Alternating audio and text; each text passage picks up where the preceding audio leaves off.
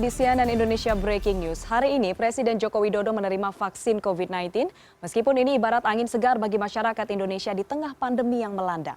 Namun tak urung kegamangan muncul saat uji klinis vaksin Sinovac ini menunjukkan presentase 65,3%. Lantas amankah vaksin ini bagi tubuh? Dan apakah vaksin ini bisa menjamin seseorang menjadi kebal COVID-19? Untuk membahasnya lebih lanjut sudah bergabung bersama kami melalui sambungan Zoom Julita Sari Sondoro, selaku Sekretaris Eksekutif ITAGI. Halo dokter, selamat siang, apa kabar?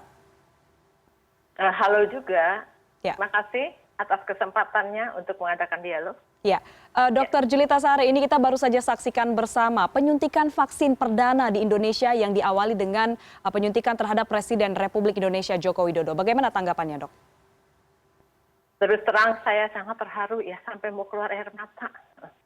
Karena sang presiden yang penuh tanggung jawab bersedia untuk pertama kali memberikan imunisasi. Ini akan menimbulkan suatu trust dari masyarakat, kepercayaan dari masyarakat. Ya. Kemudian diikuti dengan para pejabat-pejabat lainnya bahwa kita siap dengan imunisasi. Ya. Meski memang ini tentunya menjadi kabar yang membahagiakan begitu ya, karena akhirnya vaksinasi ini sudah dilakukan dan akan segera bisa diakses juga oleh masyarakat, artinya disuntikan oleh ke masyarakat. Namun ada juga kegamangannya ini, dok, terkait keamanannya. Lantas amankah vaksin Sinovac ini dengan efikasi yang dinyatakan sebesar 65,3% mengingat saat uji klinis di Indonesia ini dilakukan kepada masyarakat umum dengan resiko rendah, dok? Ya. Jadi mungkin ya masih banyak persepsi yang belum dapat dipahami. Jadi yang pertama adalah kita tidak hanya melihat dari efikasi. Banyak yang tidak paham efikasi itu apa. Jadi kita mulai ya bahwa ini adalah suatu uji klinik ya tentu dengan relawan yang terpilih ya. Kemudian setelah dilakukan pemberian imunisasi pertama dan kedua itu kemudian dilakukan suatu pemeriksaan terantibody. Jadi kalau tadi Mbak mengatakan bahwa apakah akan memberikan perlindungan terhadap seseorang, tentu akan sangat memberikan perlindungan. Hasil dari pemeriksaan PCR, yaitu adalah serokonversi, serologi, dan geometric mean titer, itu sangat bagus. Mungkin saya bisa bacakan di sini bahwa untuk seropositif itu 99,74%. Ini penelitiannya di Bandung. Ya. Jadi seropositif itu yang asalnya negatif lainnya sebelum dilakukan imunisasi. Setelah imunisasi lengkap, itu serokonversi rate-nya adalah 99,74%. Ya. Selain itu, kemudian kita lihat juga seropositif ya. Jadi dari negatif menjadi positif. Sekarang serokonversi rate-nya adalah 97,48%. Ya. Kemudian geometric mean titer itu adalah 5.181,19, berarti menunjukkan suatu kenaikan titer 23,52 kali dari yang sebelumnya tidak ada. Jadi ini adalah memberikan perlindungan yang sangat-sangat maksimal terhadap individu yang disuntik. Ya. Kemudian efikasi itu apa? Karena orang ada yang mengatakan, dulu katanya 14 hari setelah disuntik, kemudian diperiksa 99. Sekarang jadi turun. Jadi 65%. Nah, ini orang tidak paham. Jangan dicampur adukan antara seropositif, serokonversi, geometric mean titer, dengan efikasi. Efikasi itu adalah pemantauan yang seharusnya 6 bulan, karena masa pandemi, WHO mengizinkan untuk kepada semua produsen vaksin melakukan suatu pemantauan selama 3 bulan pasca imunisasi lengkap. Ya.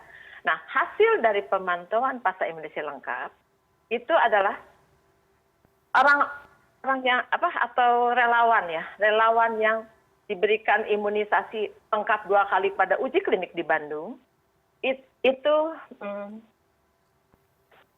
ada yang dengan COVID-19. Nah, sekitar 20 sekian, saya mungkin tidak paham berapa jumlahnya, tetapi 20 sekian, bawah 30.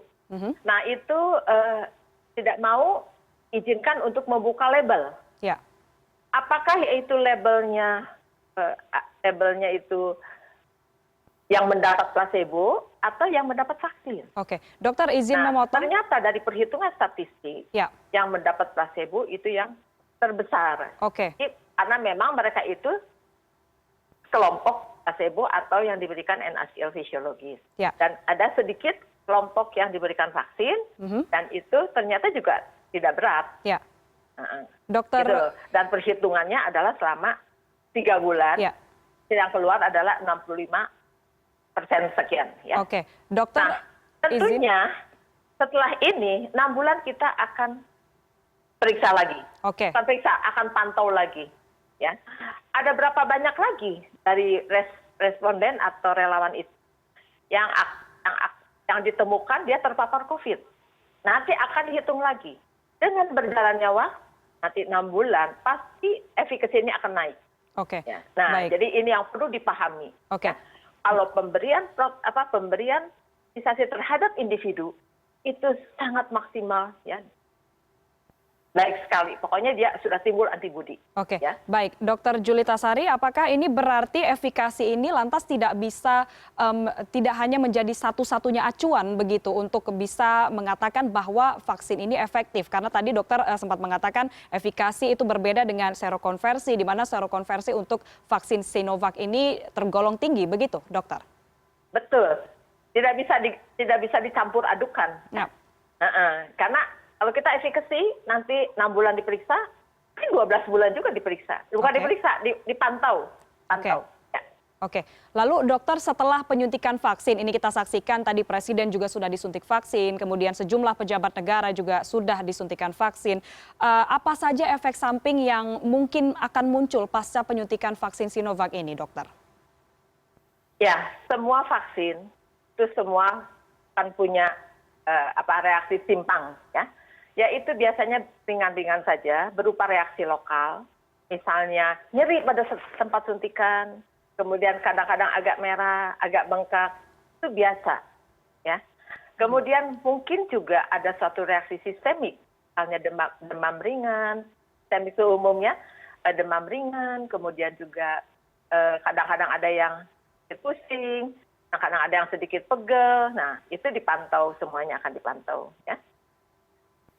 Oke. Pada uji klinik yang di Bandung tidak ada gejala serius yang berhubungan dengan vaksin. Oke. Oke, lalu dokter ini apakah setelah orang disuntikan vaksin COVID-19 ini masih bisa terkena COVID-19 dan apakah ada langkah yang bisa dilakukan untuk mengurangi risiko tertular kembali usai divaksin, dokter? Jadi mungkin saja ya, setiap orang responnya berbeda. Setiap orang mempunyai satu sistem imun untuk merespon vaksin yang masuk. Ya. Nah kemudian, jadi tetap meskipun sudah divaksin, tidak dengan divaksin kemudian masker digunting, dibuang, tidak. Tetap harus dijalankan protokol kesehatan. Oke. Tetap harus dijalankan protokol kesehatan. Lalu dengan proses monitoringnya sendiri ini dokter, berapa lama proses yang bisa dilakukan untuk melihat efektivitas vaksin dan apakah memang protokol kesehatan ini berarti memang tidak boleh diabaikan serta-merta begitu ya dokter? Betul, terus meskipun kita sudah divaksin, meskipun kita sudah vaksinnya lengkap, tetap protokol kesehatan tetap ya. Cuman mungkin kalau yang udah divaksin kita punya sertifikat ya, gitu. Ya. Oke. Ya. Lalu dokter, ini kan vaksin yang disuntikan hari ini berasal dari produsen Sinovac begitu ya. Kita tahu juga ada beberapa merek lain begitu selain Sinovac yang juga didatangkan di Indonesia. Apakah ini nantinya jika seseorang sudah menerima suntikan vaksin dari salah satu merek, dia bisa melanjutkan suntikan vaksin dengan merek lain? Artinya ada 2 atau lebih merek yang disuntikan ke dalam badannya atau tubuhnya begitu, Dok? Mungkin sebaiknya ya, vaksin yang diberikan, misalnya sekarang, vaksin Sinovac ini berasal dari vaksin mati, yang dimatikan dengan suatu proses kimia. Ini adalah vaksin yang paling aman. Dan kita sudah berpengalaman lebih dari 70 tahun. Ya, 70 tahun untuk memakai vaksin ini. Ya. Nah, kemudian maksudnya bukan vaksin ini, vaksin metode pembuatannya, platformnya ya. Ya, Platformnya itu sudah dikenal selama lebih dari 70 tahun untuk vaksin-vaksin lain. Kemudian untuk platform yang lain, misalnya DNA, RNA, itu adalah sesuatu yang sangat baru. Ya, jadi sangat baru, sehingga kita juga belum tahu bahwa nanti ke depan bagaimana ya. Tetapi setidak-tidaknya kita juga belajar dari uji klinik. Apakah ada reaksi apa itu dari uji klinik ya. Nah, kemudian kalau sudah disuntikan dengan satu, harus diberikan satu paket. Ya. Gitu. Dan nanti vaksin-vaksin yang akan datang itu tentu kaji kembali oleh Badan.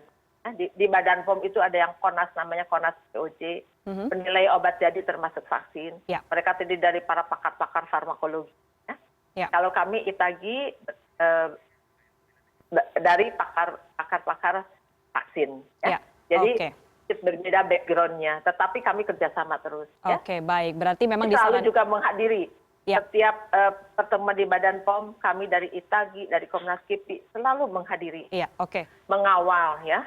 Kita bekerja sama ya. Oke dokter, berarti memang disarankan untuk mengikuti paket sampai selesai begitu ya? Betul.